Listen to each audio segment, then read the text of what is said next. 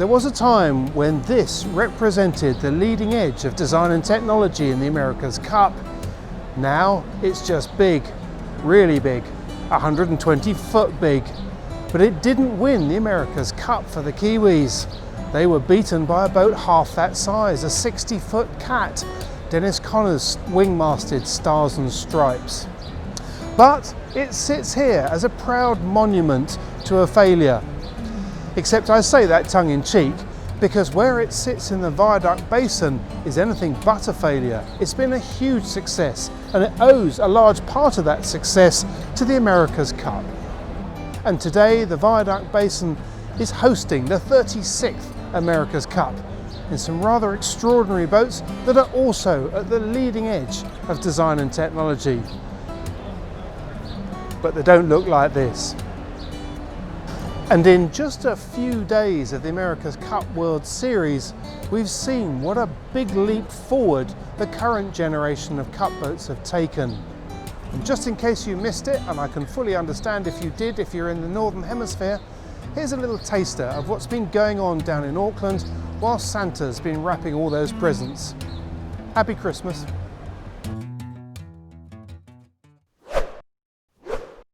After 2 years of intensive development for the world's fastest monohulls, the opening race for the PRADA America's Cup World Series got underway today with a perfect forecast, 12 to 16 knots from the southwest, one of the most stable directions.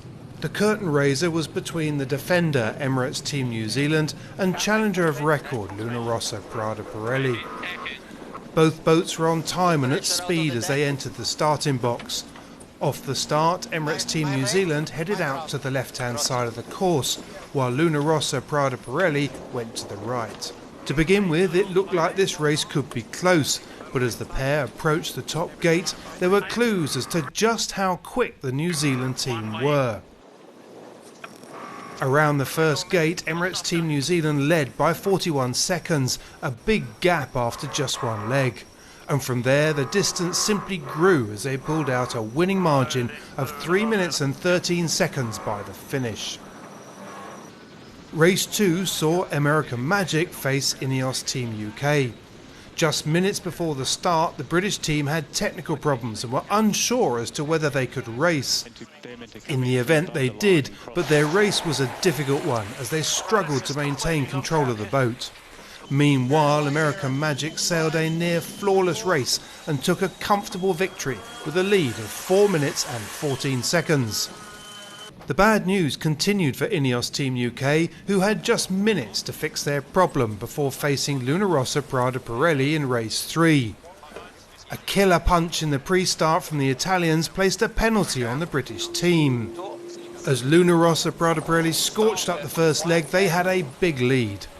On the first downwind leg, the technical problems aboard Ineos got worse and they were forced to retire. The Italians had won.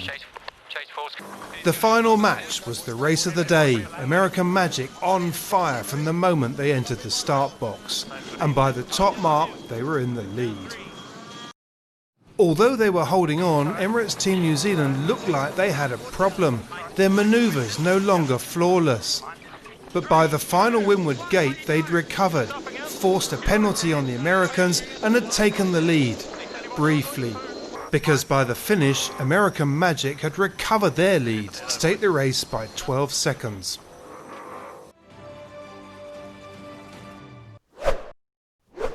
The second day of the PRADA America's Cup World Series saw a double helping of pairings.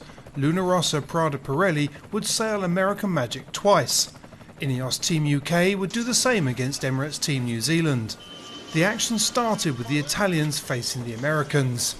While a penalty on the Italians in the pre-start was the initial focus, the drama came as American Magic came close to a capsize in a tack that went badly wrong. The Italians were now in the lead, and despite American Magic making inroads, Luna Rossa PRADA Pirelli took the win by just 12 seconds. In the second race of the day, Ineos and Emirates Team New Zealand locked horns at the start and stayed close up the first half of the first beat. At the top mark, it nearly went seriously wrong, as helmsman Peter Berling came close to hitting the 900 kilo glass fibre mark. There was another hiccup from the home team towards the bottom gate, with a wheelie through a jibe. After this, there was little to report, and New Zealand took the win, beating Ineos by 1 minute and 32 seconds. Next up, in the American Magic Luna Rossa PRADA Pirelli match, there was plenty of action in the pre-start, with 3 penalties and some close quarters action. The Americans came out on top, and while the race was impressively close throughout, with their lead closing down to 5 seconds at one point, American Magic took another win to cross the finish 30 seconds ahead.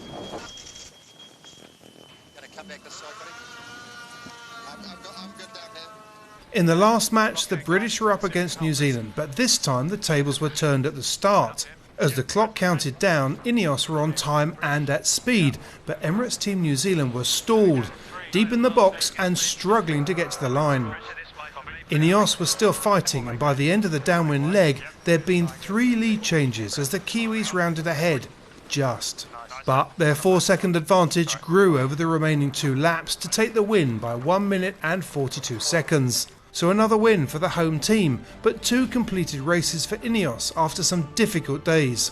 In some ways, 2 winners in a single race. From the steady breeze of the first 2 days, the weather for the final day's racing at the PRADA America's Cup World Series forced a change of gear. Today, consistent flight would prove as crucial as solid tactics. 7, 6, 5, the first race between Ineos Team UK and Luna Rossa PRADA Pirelli had the makings of a classic match race. Luna Rossa was slightly quicker, but when Ineos came off her foils, it was the start of a painful pattern for the British that only saw the margin go in one direction. A win for Luna Rossa by almost 2 legs. This is the umpires, boundary penalty GBR, penalty complete. The second race was between Emirates Team New Zealand and American Magic, a much closer affair. A needle match saw American Magic lead by just 3 seconds after the first lap. But a dip behind the Kiwis and a slow tack afterwards saw a lead change. Emirates Team New Zealand were now in control and never gave it back.